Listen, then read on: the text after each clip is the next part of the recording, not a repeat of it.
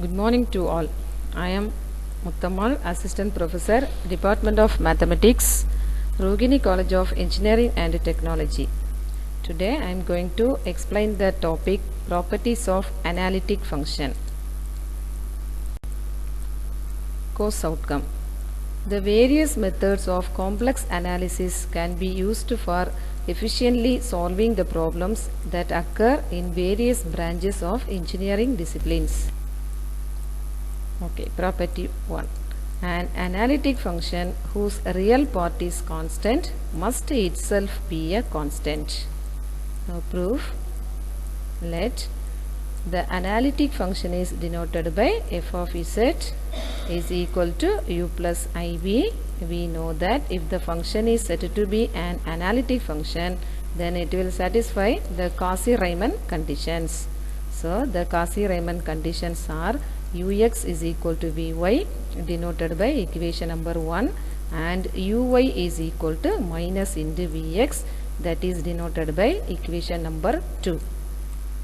Given that in the analytic function whose real part is constant, here the real part is denoted by the symbol u, so we have to write u is equal to c, that is constant. Now differentiate u partially with respect to x and y. We get ux is equal to 0 and uy is equal to 0. Now using equation number 2, substitute uy is equal to 0, we get vx is equal to 0. Now we know that f dash of z is equal to ux plus I into vx. Now using the values ux and vx in here, we get ux is equal to 0 plus I into vx also 0. Now simplify, we get f dash of z is equal to 0. Now integrating with respect to z, we get f of z is equal to constant. Hence prove the property. Now property 2. Prove that an analytic function with a constant imaginary part is constant. Proof. Let the analytic function is f of z is equal to u plus iv. We know that if the function is said to be an analytic, then it will satisfy the Cauchy-Riemann conditions. Write the Cauchy-Riemann conditions. They are ux is equal to vy denoted by equation number 1 and uy is equal to minus vx, that is denoted by equation number 2. So here an analytic function whose imaginary part is constant, here the imaginary part is denoted by v, so v is equal to constant. Now differentiate v partially with respect to x and y.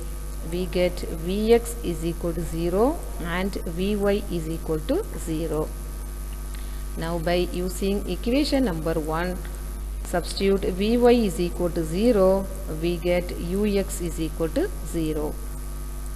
Now we know that f dash of z is equal to ux plus I into vx. Now substitute the values of ux and vx in here, we get 0 plus I into 0, that is f dash of z is equal to 0. Now integrating with respect to z, we get f of z is equal to constant. Hence proved the property.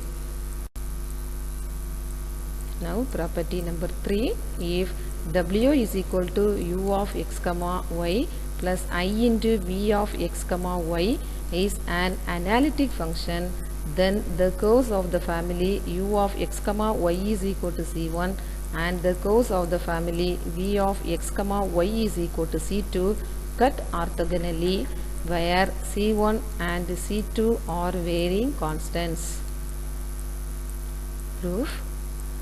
Let the given function w is equal to f of z is equal to u of x comma y plus I into v of x comma y be an analytic function we know that if the function is said to be an analytic function, then it will satisfy the Cauchy-Riemann conditions.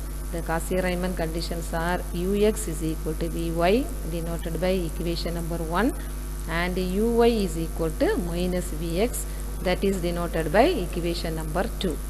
Now given the curve u of x comma y is equal to c1 and v of x comma y is equal to c2. Now differentiate u and v partially with respect to x. We get ux plus uy into dy by dx is equal to 0, and differentiate v partially with respect to x. We get vx plus vy into dy by dx is equal to 0. Now simplify these equations. We get dy by dx is equal to minus into ux by uy, and dy by dx is equal to minus vx by vy. Now for the first curve, the slope dy by dx is denoted by m1, and for the second curve, dy by dx is denoted by m2. Now find the product between m1 and m2. We get m1 into m2 is equal to minus ux by uy into minus vx by vy. Now simplify, we get minus into minus plus, that is equal to ux by uy into vx by vy. Now by using equations 1 and 2, we get ux by uy into, now vx it can be written as minus into uy by equation number 2, and by equation number 1 vy can be written as ux. Now simplify, we get ux cancel and uy will be cancelled, that is equal to minus 1.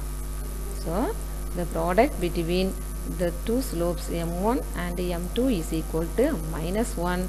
Hence the family of curves form a system. Now some important properties in this topic.